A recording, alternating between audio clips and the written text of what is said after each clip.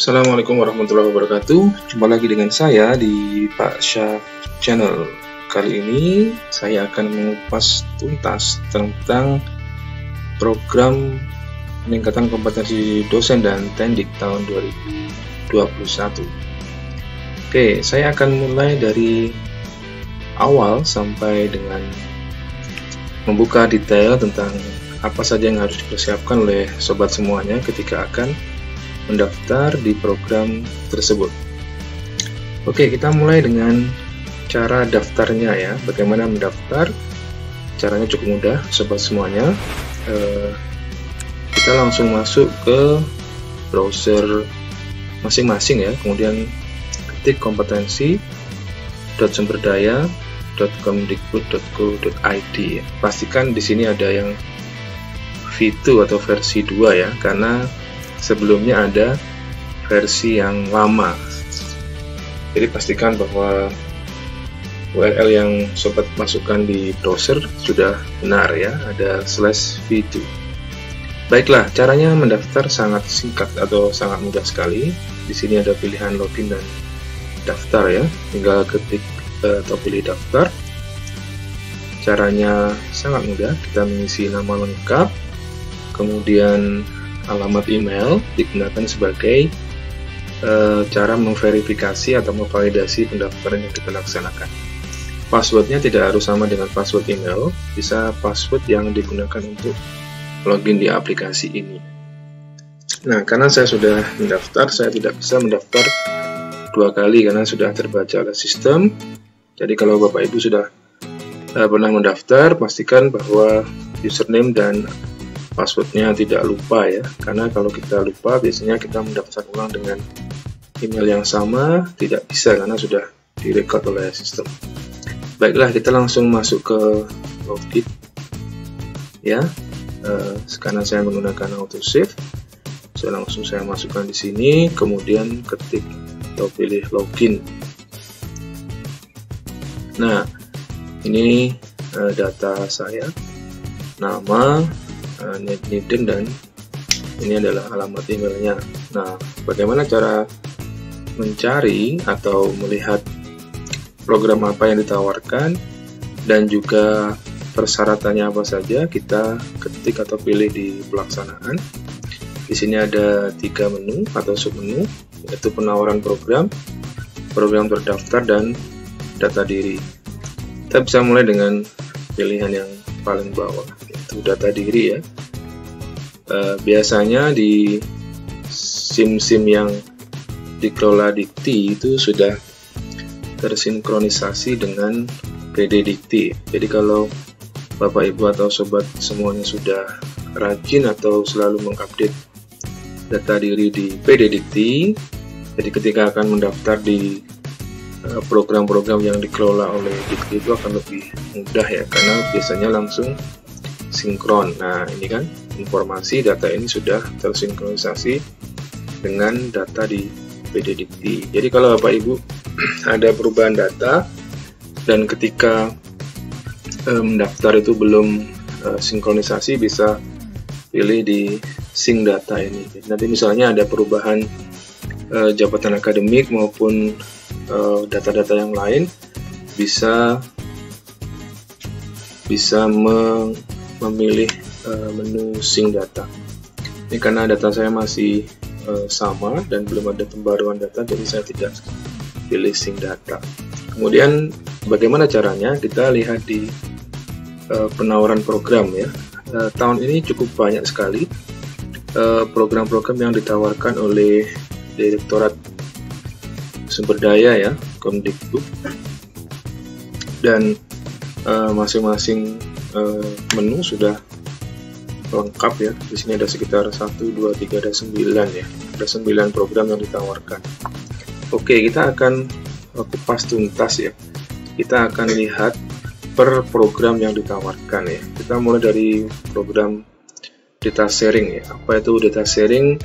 Biasanya dosen-dosen baru itu belum terlalu familiar dengan istilah-istilah data sharing atau pencangkokan itu seperti apa.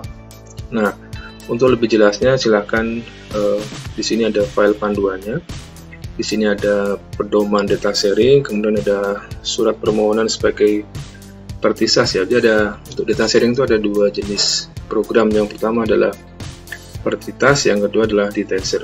Kemudian ada form TOR atau term of reference. Jadi Bapak Ibu atau sobat yang tertarik mengikuti program ini silahkan nanti dibaca secara cermat dan dipahami sebelum mendaftar. Nah, daftar sekarang kita lihat apa saja sih persyaratan yang harus diunggah. Oke, di sini ada banyak sekali ya. Jadi sesuai dengan daftar yang dipilih ya. Ya, saya pernah mendaftar karena saya mengajar di LPTK. Jadi saya mendaftar program kemitraan dosen LPTK dengan guru di sekolah. Nah, oke, saya akan review dulu program yang saya akan ikuti. Kita lihat untuk program kemitraan dosen LPTK dengan guru di sekolah itu apa saja sih yang harus diunggah. Yang pertama adalah borang aplikasi peserta, surat izin dari pimpinan perguruan tinggi, kemudian ada surat persetujuan kemitraan dengan sekolah, kemudian surat pernyataan kesediaan diri dan RPS mata kuliah pribadi kependidikan. Jadi kalau dosen-dosen yang mengajar di LPTK, saya kira harus ikut ya, untuk ya selain meningkatkan kompetensi juga memberikan kesempatan kita sebagai dosen untuk terjun di sekolah sebagai ya pengguna lah. Nanti bisa jadi sekolah adalah kalau istilahnya di LPTK itu ya di sekolah maupun di ya lembaga-lembaga pendidikan yang lain. Jadi saya kira seperti itu. Kita bisa klik kembali.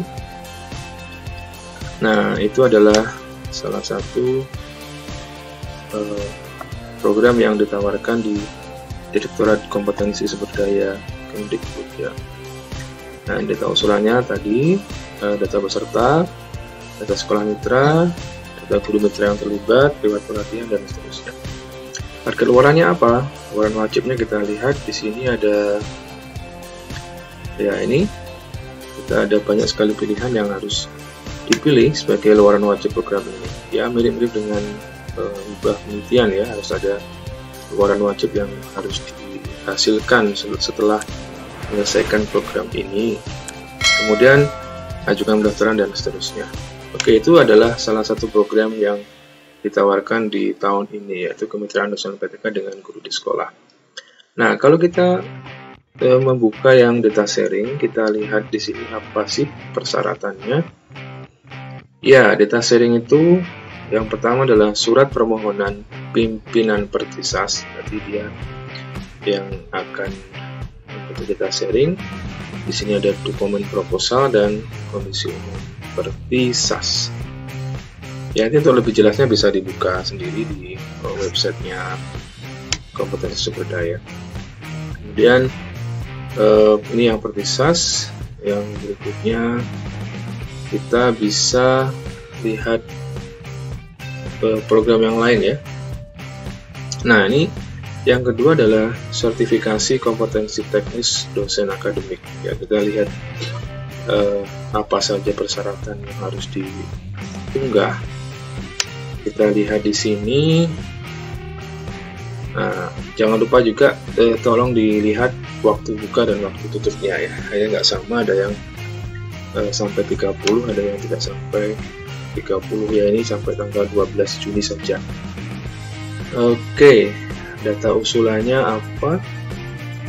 Ya, mirip-mirip ya, data peserta, ada pemintaan sertifikasi.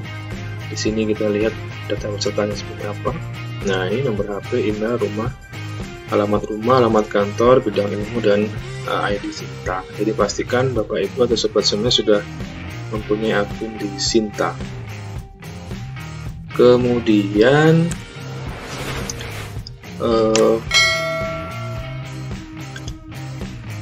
nah, ini kurang lebih sama ya, alurnya seperti itu.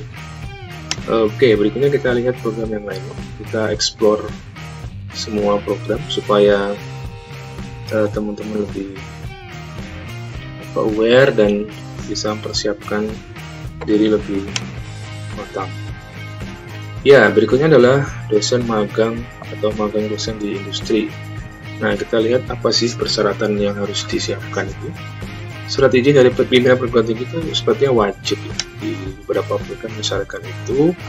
Kemudian ada surat pernyataan kesanggupan mengikuti kegiatan secara penuh, surat keterangan kesehatan jasmani, surat persetujuan magang dari industri, profil singkat industri tujuan, proposal kegiatan magang industri, dan seterusnya. Ya, masing-masing program itu punya karakteristik sendiri-sendiri ya. Kita sebagai dosen nanti bisa memilih kira-kira program apa yang cocok dengan karakteristik kita atau perguruan tinggi kita itu lebih ke arah mana ya, apakah ke industri atau ke sekolah atau ke yang lain. Nah, ada WCP atau World Class Professor ya. Kita lihat seperti apa sih program World Class Professor itu. Nah, kita lihat di paling bawah. Nah, ini kita lihat persyaratannya. Yang utama adalah proposal program WCP, supporting letter pimpinan instansi asal WCP, ada draft joint publication, paten, karya monumental internasional, commitment letter dari WCP yang diundang, CV profesor WCP yang diundang, dan CV dosen pengusul yang terlibat joint publication. Jadi ya memang hari ini saya akan mengupas tuntas supaya tidak satu-satu saja yang kita kupas, tapi semua kita kupas supaya lebih jelas ya. Termasuk juga yang belum tahu apa itu WCP. Ya, berikutnya adalah program SAME ya, atau SIM Academic Mobility Exchange ya. Ya, ini panduannya seperti ini. Bisa dilihat sendiri atau kita lihat di sini kira-kira apa yang harus dipersiapkan oleh Bapak Ibu atau sobat yang tertarik mengikuti program SAME. Dokumen persyaratannya yang wajib diunggah adalah surat pengantar pimpinan perguruan tinggi, MOU jika ada, berarti tidak wajib, ada LOA, ada proposal kegiatan, timeline kegiatan, form SAME, dan surat keterangan sehat. Selanjutnya sama ya, kita nanti mengikuti alur yang sudah ada di website ini ya. Berikutnya kita explore program yang lain, yaitu postdoktoral ya. Postdoktoral itu apa sih? Kita lihat di sini. Skema ini mengharuskan umur pendaftar minimal S3 ya, karena saya belum S2, jelas belum S3, jelas saya tidak bisa mendaftar program ini. Tapi ya, saya juga tidak bisa membuka karena di data periodikti saya tertera bahwa pendidikan terakhir saya masih S2. Jadi secara otomatis sistem akan memblokir kita dari program ini. Oke, kita lanjut lagi ke tadi kemitraan guru sudah dosen LPTK dengan guru di sekolah sudah saya bahas di awal sesi. Berikutnya adalah pendaftaran calon PT pembina magang PLP atau Pranata Laboratorium Pendidikan. Nah, kita lihat di sini seperti apa sih programnya. Ya, kita lihat di paling bawah. Nah, ini adalah magang tendik ya, bahasa lainnya. Dokumen persyaratannya adalah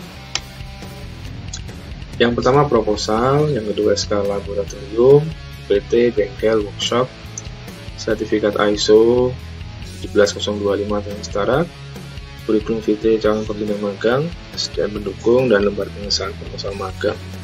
Jadi seperti itu ya sobat semuanya, kurang lebih program peningkatan kompetensi dosen tendik tahun 2021. Dan harapan saya membuat konten ini sebenarnya adalah ya sebagai pengingat juga, sebagai reminder pada teman-teman yang mau mendaftar supaya lebih aware dan bisa mempersiapkan diri lebih awal, jadi tidak tergesa-gesa dan terkesan